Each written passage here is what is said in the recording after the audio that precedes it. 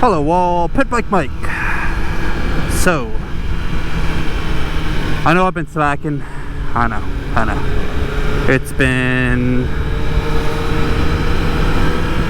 a while since I've made a proper video, and yeah, not really much excuse, you know, just time got away from me, all that good stuff. But do not fear, because I am here.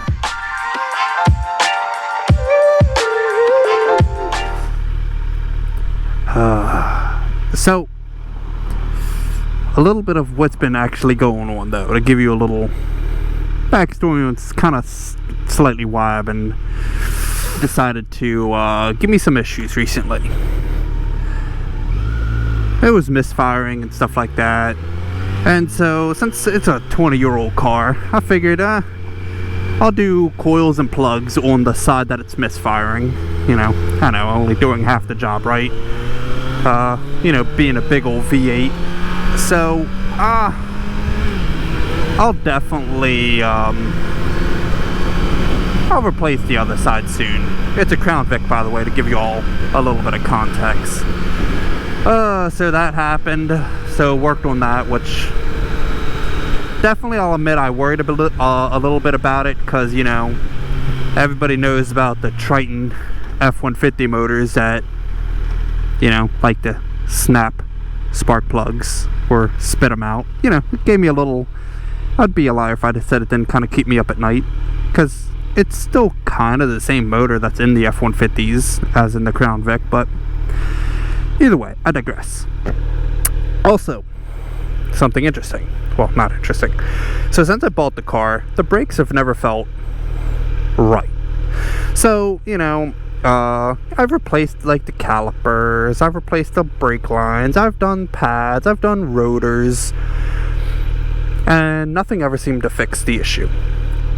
So I finally, after a while, that's putting it mildly, of owning it, I decided to finally get around to doing the master cylinder. You know, like the last piece of the puzzle, right? So I couldn't separate it from the brake booster, because it might be the original master cylinder, I don't really know, but it had like rusted itself so bad to the brake booster that I literally could not separate it. Even after I got it, so ordered a brake booster, you know, with the master cylinder to replace it, and even with it out of the car, pry bar and hammer, I could not get the thing to separate. So it was, Jesus, man, people with these windshield washers just spraying you. Like if I wanted to take a shower, I would do it at my own house. But I digress. Continuing on with my story time. Where was I? So, you know, I couldn't even separate it while I was off the car on the ground trying to hit it with a hammer and a pry bar. Couldn't get it to come apart. So, you know, whatever. So, you know, since you got to get underneath of the dash to, you know, disconnect the brake booster, I was like, oh, let me remove the seat, you know, to make it a little easier, right? You know, trying to make it a little bit more comfortable doing an uncomfortable job, right? You know, well, stupid me thought that would be a smart idea. I proceeded to snap 2 of the 4 bolts holding the seat in place, because they were rusted. Because for some crazy reason, Ford decided to use bolts that went, you know, from like through the bracket of the seat into the floor. But what they don't tell you is that underneath of the floor, the screw pokes all the way through to underneath of the car. So, you know, the threads are just showing to all the elements underneath of the car. You know, such a smart, well thought out plan. But either way, I digress again. So had to drill them out. You know, I drilled out the hole and I tried to back them out a little bit, but they were not coming out. No matter what I did, they were not coming out. So I just had to drill it all the way through, bolts and all. threads and all. So did it all, and then I just took a grade 8 nut and bolt and just slapped it on in there and called it a day. So yeah, that's a little bit of my fun car projects that I've been working on.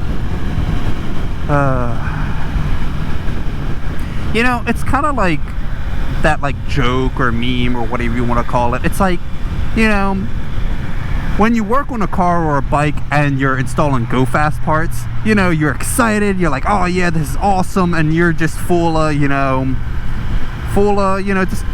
vigor and all that fun stuff. But when it's just, you know, I gotta just fix normal person parts with normal person parts, you're just like, and life just sucks and you try to find every reason not to do it. You know, it kind of makes sense why so many project cars just stay up on jack stands when you think about it like that, because sometimes just are like, do I really feel like doing that? Do I really feel like putting myself in this uncomfortable position to knock this out? Either way.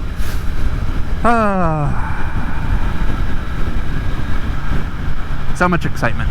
But it is done. So far, the car's driving. It's doing what it needs to do. I have been kind of losing a little bit of coolant here and there, which is questionable. It's definitely slightly alarming. It's not leaking from the water pump. I didn't see any in the little valley between the V, and you know, I kind of looked at some of the typical places, you know, but haven't quite found it yet. So yeah, I'm not gonna lose too much sleep over it. I'm just gonna, you know, keep a bottle of coolant in my back seat or in the trunk, you know, hoopty, you know hoopty things, right? So that is enough for the automotive aspect. On the motorcycle aspect, there's not really a whole much going on right now. I will admit, I've been kind of looking at a bike, you know, because I haven't gotten to do a Suzuki demo day, even though I'd really like to. I just have yet to find a Suzuki demo day close enough. But I don't know why I was on Suzuki's website and the V-Strom 1050 jumped out at me. You know, it's an adventure bike, and the one I'm looking at is the street-oriented adventure bike, not the, you know, more off-roadish adventure bike. So it's got a 19-inch front and 17 rear compared to the DE, which, alright, let me just throw in a disclaimer. I'm kind of talking a little bit out of the backside, because I haven't really done much research to truly know the tire sizing of the DE, but I'm pretty sure it's a 21/18. So yeah, don't crucify me. That's what I'm pretty sure, but I'm not 100% sure. But either way, so the 2024 model comes in this black and orange, and the orange is like a KTM orange. It is gorgeous. It is beautiful, and you know, I've been kind of thinking about it. I was like, oh, that's kind of cool. So I was like, all right, let me go, go to my local dealer. You know, gotta get that stuff, man. Gotta go to the dealer and get that stuff. But either way, they didn't have one there for me to look at, so I sat on the 800 V-Strom, which was pretty nice. And then I made my way over to the Triumph Tiger 900. Man, that thing was fancy. But you know what? The pit bike has, man, a bug just, unalived itself on my windscreen. So the pit bike has learned his lesson. I don't think I am going to venture outside of Japanese bikes. My foray into them European backs didn't really treat me very well. So, even though the Tiger was a beautiful looking bike and very attractive, I think I'm going to take a hard pass on that. It's terrible, but either way.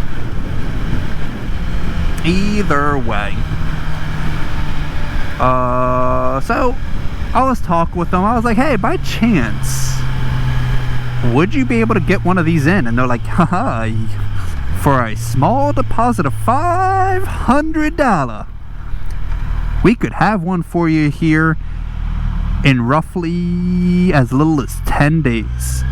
And I was like, why would they say such a thing? Like, you know, it's one of those things, like, if they would have just said, nah, yeah, we can't really get one in, you know, I would have been like, okay, you know, cool, whatever, and just going on with my life. But no. They had to dangle it in front of me like a juicy piece of meat. And they're like, boy, we got what you need. We will get it for you. So, you know, after that, I had to beat a hasty retreat out of the showroom before I made a terrible financial decision. So, yeah.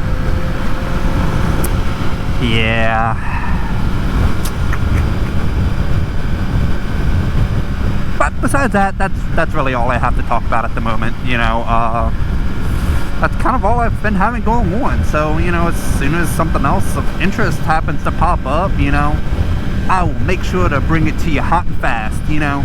But I guess right now we're just trying to enjoy this nice little bit of weather before it starts to get cold out, which honestly I'll still ride and do stuff throughout the winter. It might not be every day, but you know, I'll get after it once in a while. So but yeah, so I think that's probably where I'm at for right now. You know, like a nice short and sweet video, just to kind of satisfy you all for the time being. It might not even be satisfying. It might just be enough to, you know, to wet the palate, just to kind of give you a taste, just a taste. But either way, well, I'm gonna end it off here. So hope you all like, subscribe. Pimp Bike Mike is